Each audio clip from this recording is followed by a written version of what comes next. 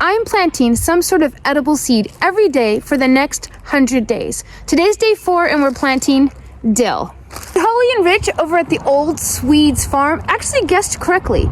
So at the end of this video, I'll show what I planted in honor of them. Now dill is related to the parsley and carrot family, and they grow a big, long taproot. That means they don't like to be transplanted, and I normally don't transplant it.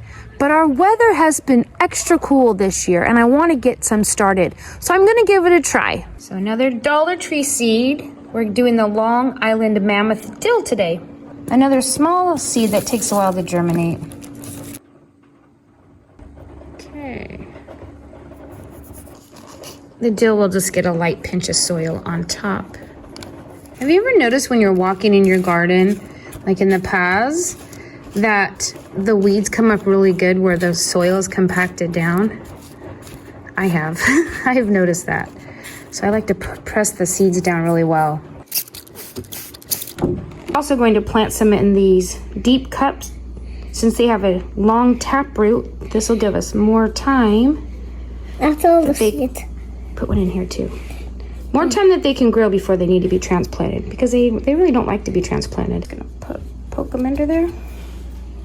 We just planted these, and when Lisa filled in the soil, and I put in the seed. Now I'm spraying the cups with water. That makes them soaked so they can grow. Those two I've done.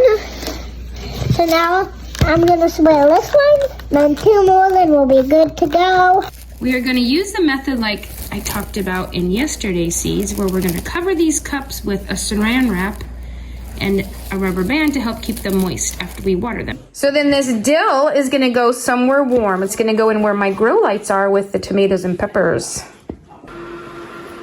Link the Old Swedes farm down below, and when you go check out their channel, you're gonna discover that they have really good information about chickens. The coolest coop ever. You've got to check them out. We're gonna plant some eggs. Yes, you heard me right. As soon as it warms up, we will be putting our tomatoes in these long beds. One of the things I do is plant some eggs in them, which means I literally toss some eggs into the ground.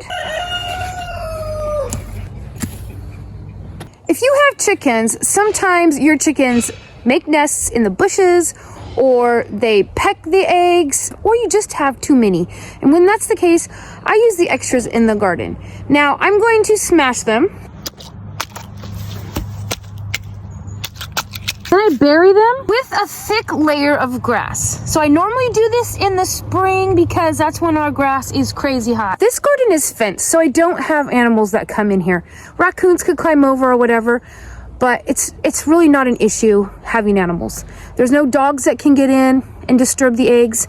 So usually I find that the eggs are pretty safe. I bury them deep enough that I know they rot, but I don't actually smell them.